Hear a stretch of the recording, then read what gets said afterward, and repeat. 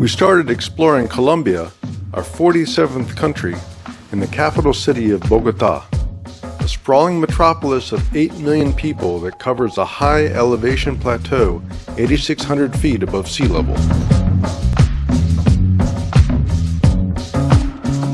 We stayed in the Tezquillo district, blocks away from the U.S. Embassy and the National University of Colombia.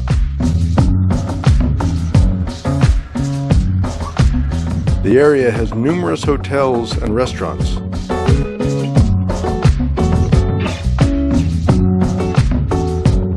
And one of our favorites was Super Brasas that had fantastic roasted chicken.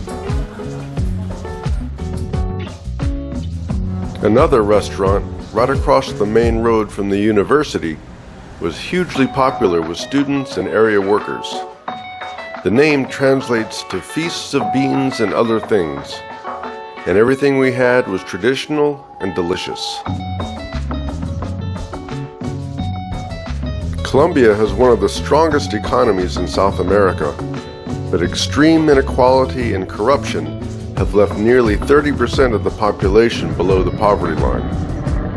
As a result, crime, especially armed robbery, is a real concern here. And most of the historic town center is not considered safe for visitors even during the day. But a taxi driver told us a winding city park along Avenida Jimenez de Quesada and the area around the Gold Museum were fine for us to visit.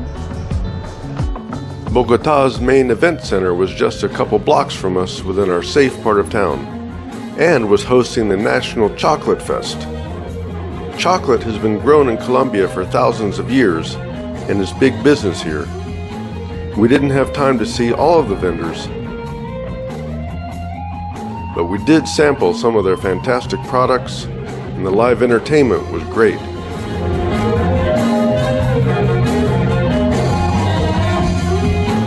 Colombia has also been producing gold for millennia, and stories of El Dorado, a legendary kingdom of gold, are what drew the Spanish here in the first place. To the indigenous Muisca people, gold represented the energy of their gods. Images of sacred animals were tools of shamans for holy rituals.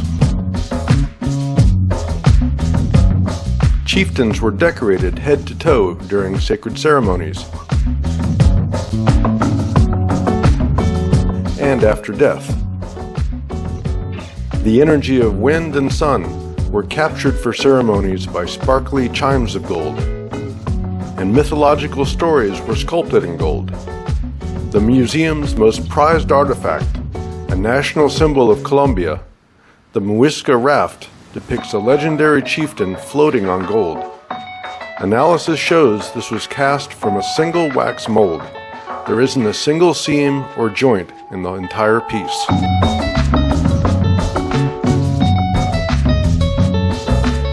Emeralds have also been mined here for thousands of years, and Colombia currently produces over 70% of the world's supply. Most come from around Bogota, though there are exhibits and shops throughout the country.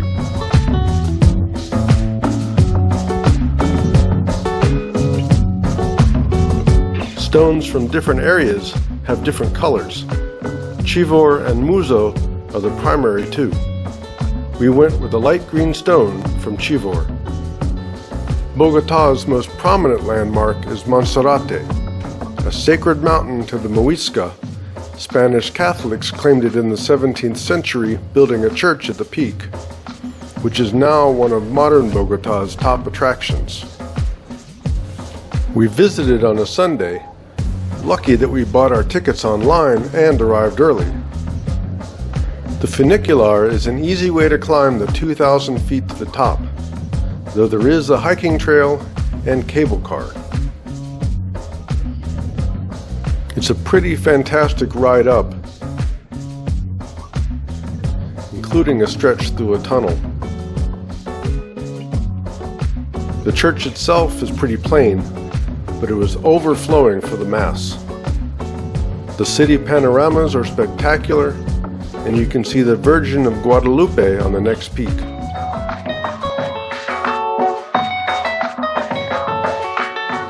Our time in Bogota was short but interesting.